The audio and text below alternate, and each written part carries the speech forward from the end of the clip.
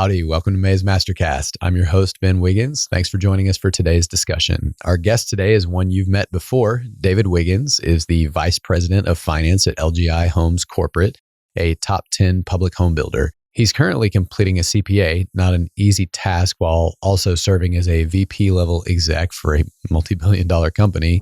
He is a master level Microsoft Excel wizard with a history of successful custom application development. He's taught in-house corporate seminars and consulted on expert level professional Excel curriculum. Looking forward to hearing from David again. Let's go. We welcome David Wiggins back to the show. Thanks for joining us. Absolutely. Happy to be here. Let's talk about what's happened since you've been away. Well, let's see. I was last on here about 3 years ago, right? Mm-hmm. So in that 3 years, I've basically seen a company go through 3 more years of a maturation process. I think most of what I described last time I was on the show was the time leading up to and immediate aftermath of an IPO and kind of the frantic capital raise, infrastructure development, and all of the things that have to happen to go from a fairly small regional company to a major, large national company. And what we've seen in the 3 subsequent years, well, there's been a few things going on. We had a little bit of a bug going around that you probably had heard about. It was called COVID-19, and I don't know that one. Oh, it's a pulmonary disease, and it's been fairly it's been. I'll go look it up. Okay, all right, good idea. So we've seen all the uncertainty surrounding that. And then that has been followed by potentially the strongest housing market of all time. And that has been a very strange juxtaposition. And why is that happening? So it's a combination of a lot of things. And you can definitely check our public filings and our earnings calls for a little bit more color from people who know a lot more about it than I do. But my personal opinion is there was a lot of pent up demand going into the pandemic. There was a very large cohort of renters who, for one reason and another, had delayed purchasing their first home. So you'd seen things like you saw the housing crash and the wage depression that followed that ended up being quite sticky for a very large percentage of the working population that were aging into the time where they would typically buy their first home. And then you'd seen that start to release a little bit, and you're starting to see a little bit more earnings, and you're just starting to see that cohort mature. So it's like an NBA salary cap jump. I'm not super familiar with the NBA, but I'll take your word for it. Righto. So you had this group of people, and you in 2017, 2018, 2019, you saw articles about why millennials aren't buying houses and why millennials are choosing permanent walkability, and everybody's going to live in the city forever. And you see these really great think pieces on avocado toast. And what happens is there was this large group of people that in the very early part of their home buying years didn't have any capital. And then they started to get capital. And then all of a sudden, right around the time that all this is happening, which is backdropped by a pretty substantial housing shortage. If you look at, John Burns, for example, he publishes information about housing starts versus household formation. There have been an undersupply of new houses being built. So there's this pent up demand that is growing. There's a pent up lack of supply that's been growing. And then all of a sudden, everybody gets really, really sharply motivated to live in a comfortable space. And then you throw in government stimulus, which, it's not a ton of money per person, but if you're talking 1,200. What was it?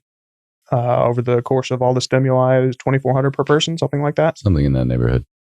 So you have two people living independently. They're each getting, $2,000 to $3,000.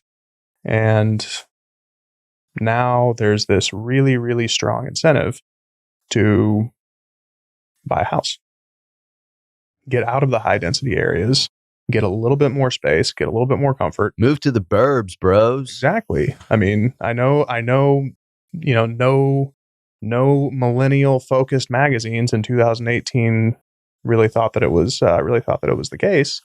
But, there is something to be said for having a backyard to put your dog in, having 3 bedrooms, 2 baths, 2-car garage, a little more space when you can't leave your house for years at a time.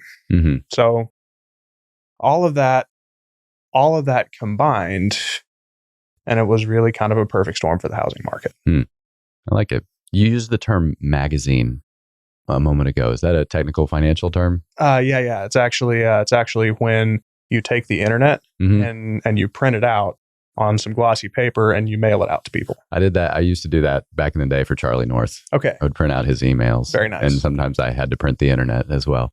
So the maturation of a company. Yes. So I think we talked a lot last time about what it looks like when a company is starting to grow into its shoes, so to speak. Mm-hmm. Well, we've seen 3 more years of that. And it's actually been a very, very interesting process to move from, my first 12 months at the company. I think we did 14 or 15 modifications to our credit facility, getting $1 million here, $3 million there, $5 million there. And Tuesday. Exactly. And you compare that to the last few years where we've averaged maybe 1 to 2 modifications to a credit facility a year. And one of those will be kind of a standard modification, which it'll take the term of the debt, typically add a year to it. You'll renegotiate some of the covenants. You can do this, you can't do that. Certain metrics that you have to maintain. And, it will also often increase the size. You'll go from 650 million to 700 million. Mm-hmm. And Tuesday. Exactly. And potentially adjust the interest rate as well. Mm-hmm. And then in some years, we would also have an accordion on top of that, which is where you don't really touch your covenants much, and you typically don't change your interest rate, but you would typically add extra capacity. So a new bank wants to come in, wants to get into the line, and they're willing to commit $50 million, $30 million, and so you just add that capacity and bring them in. But it's a much simpler process. An accordion. I like accordion music. I do too. Yeah. I think it goes back to Lady and the Tramp. Yeah. Oh, good call. Yeah. You have also you're also making progress toward your CPA right now. Yeah. And doing that sort of as we come out of a pandemic and you're, a busy corporate executive, what has that been like? It has been challenging, and it has been an exercise in time management. And so I started doing the courses to become eligible for the CPA exam, to sit for the CPA exam last November. Mm-hmm. And I'm about 2/3 done now. And then after that, it will be the 4-stage uniform CPA exam. Right. That has been a challenging process, balancing the needs of a fairly demanding job with the needs of coursework and schoolwork, which all have deadlines. Mm-hmm. And at the same time, and it's not just, okay, you have to pass the class. You actually have to understand the material and be able to recall it, a year and a half later, and then ideally throughout the course of your career. So it's a higher standard than just being able to pass XYZ quiz, XYZ test. Yeah. And so that has been a challenge to do both of those at the same time. If you had it to do over again, would you do anything differently with the process of this continuing education? I would start earlier and I would spread it out more. Because it's one of those things where you're taking 8-week courses at a time. Often, if you're taking them online or potentially a semester, having some time in between as a break to kind of catch up on the things that you need to do for work or personal life could be valuable. You've spoken previously about sort of the tension between experience, education, that sort of thing. How should someone with executive aspirations think about that balance as they come out of college, for example? Sure. So there is always a balance to strike between experience, education, certifications. Mm-hmm. Typically, if you're looking for an executive role, you're going to need some combination of at least two and probably all three of the three. You do hear sometimes about someone becoming a chief operating officer, of a public company who doesn't necessarily have a college degree, but it's certainly not the norm. Now, experience can make up for that. And it's one of those things you typically have to have at least some of all three, and having extra in one will often help you make up for something where you don't have quite as much. Mm-hmm. So, for example, in my case, I have a finance and treasury and business intelligence background. And, one of my goals someday is to be a CFO. Mm-hmm. Well, I'm familiar with accounting and I understand accounting fairly well, but my experience and my education in accounting is not nearly as robust as my experience in the other areas in which a CFO would need to be proficient. And so I identified that is one of the holes in my capabilities to potentially be a CFO. So that's what made me choose to go the CPA route rather than, for example, an MBA or another advanced certification. Would you say then that as an aspiring executive, it is sometimes more helpful to work on your weaknesses than to work on your strengths? I think you have to do both.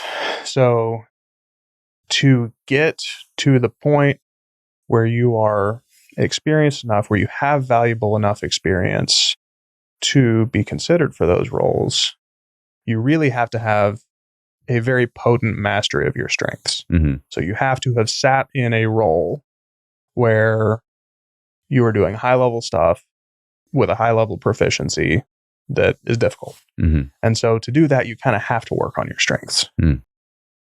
And then my opinion is to take the next step. Your strengths may not be enough. And I think at that point, it probably makes sense to backfill some. You talked about experience, education, certifications. Where's the line of delineation between education and certifications? I would think of education as anything you can get credit hours for. Okay. So, and you may not necessarily be seeking a degree. You might be. But I would view, taking an accounting class at A&M or taking an accounting class at community college or taking an accounting class wherever that offers a degree of some kind in accounting, I would view that as education. Okay. Certifications are typically going to be a little bit less robust. Mm-hmm. Things like the CTP, for example, which covers Treasury. That's a one exam certification. You're not required to have a certain amount of classes to sit for it. Mm-hmm. And I believe that it has a 65, 70% pass rate, something like that. Yeah. And you did that. I did that. So basically take the easiest 1/4 of the CPA exam. And that's about how robust the examination is. So still not easy. It's a good certification to have. But I would view that as more of the certification route and less the education route. You don't have to have a certain number of hours to sit. You just have to take and pass an exam and then have enough ongoing education to maintain your certification. It seems then that would, in terms of time commitment, that would be the easiest piece to fill, just because, there's no way to hack 30 hours. Like you have to sit there and do the work. There's definitely no way to hack experience. Like you either have 10 years of experience or you don't. Mm-hmm. But certifications seem like they're the fastest one to accrue. Is that right? I would say probably. They are the fastest one to accrue. They're also typically given the least weight. Right. Now, they're nice to have. It is important, and I learned a lot in my CTP certification that I still use. Mm-hmm. But comparing the time commitment of the CTP certification to the time commitment of becoming a CPA, they're really not comparable. Well, and then there's not a way to kind of hack this system that you're talking about by just stacking up certifications. Not that I've seen. I do know that if I were looking at someone who had a big pile of certifications and basically no education or experience, I would wonder why. What was the what did you learn in the process of preparing for the CTP? Like, what? I don't understand Treasury very well. So corporate treasury is somewhat analogous to finance in the way that financial reporting is somewhat analogous to accounting. So they are specialized sub-functions of kind of you have your two main financial functions, which are finance and accounting. And then you have a specialized sub-function that a company has to get to a particular spot before it makes sense to put a lot of resources into them. So, for example, with accounting, you have financial reporting. And once a company is either public or semi-public facing, you can have private companies that issue public debt. You'll still need financial reporting for those functions. Basically, anything that would involve registering with the SEC, you'll need to have a financial reporting function. And on the Treasury side, it's because you're typically working in basis points and not very many of them. Mm-hmm. The company has to reach a certain size before it makes sense to devote resources to Treasury. So you're dealing mostly with cash in, cash out, really dialing in the optimization of, what kind of interest rates are you getting on your daily deposits? What rates are you paying for your ACH transactions? How are you paying your vendors? Are you doing ACHs, checks, P cards? And because you're working in basis points, if you're talking about a company that has total financial resources of $1 million and you save 15 basis points on every financial resource you have, you're talking about saving $1,500 a year. And then if you're paying your treasury person more than $1,500 a year, which hopefully you are, you're losing money. But if you're talking about $1 billion or $10 billion, okay, now it makes sense to pay someone to really pay attention to this stuff, really get it dialed in. And so the company just has to be big enough for a lot of the higher treasury functions. Now, you can, and this is kind of partially what we did, you can take someone who is mostly doing something else and then add treasury on top. And okay, this person had a little bit of capacity. You're not really spending any incremental dollars, but you are getting incremental benefit. And you do that for a while until you grow into the size of a company where it makes sense to, have a real treasury department. And well, I was just going to say, or then you just start working that person 90 hours a week. Yeah, that too. It's usually a good solution. Well, David, thank you so much for rejoining us today and talking a little bit about the maturation of LGI Homes. We're, very impressed with that company's growth. And yeah, we appreciate you sharing your insights with us. Absolutely. Thanks for having me. Thanks for joining us for the discussion with David Wiggins. For our first takeaway, I found it fascinating to hear about the factors that led to the recent skyrocketing of the housing market. Millennials who have waited to buy a home, the pandemic leading to a strong need for a comfy space, pent-up demand, compressed supply, all a recipe for rapid market change. Fun stuff. The second takeaway was the balance between experience, education, and certifications. When I first heard this, I thought there might be a way to hack the process by getting a bunch of certs. Turns out that's not the case. You actually need the experience and formal education, both of them. The third takeaway was the functions of Treasury and economies of scale. It's something that's particularly compelling to me right now for a variety of reasons. I appreciated the opportunity to hear about Treasury from an expert because I feel like it's not a subject that's just floating around out there. Really good insights from David. And now I'll close us with a Naval quote. Karma is just you repeating your patterns, virtues, and flaws until you finally get what you deserve. Naval Ravikant. Thanks for joining us today. Thank you for watching. We appreciate your support. Drop us a like below and feel free to leave a comment if you wish. We appreciate positivity and constructive feedback. Don't forget to subscribe to stay up to date on our latest episodes and bonus content. You can also take us on the road using your favorite podcast listening app. We have those linked below. If you'd like to know more about Mays Business School or our guests, visit mays.tamu.edu/podcasts. Talk with you soon.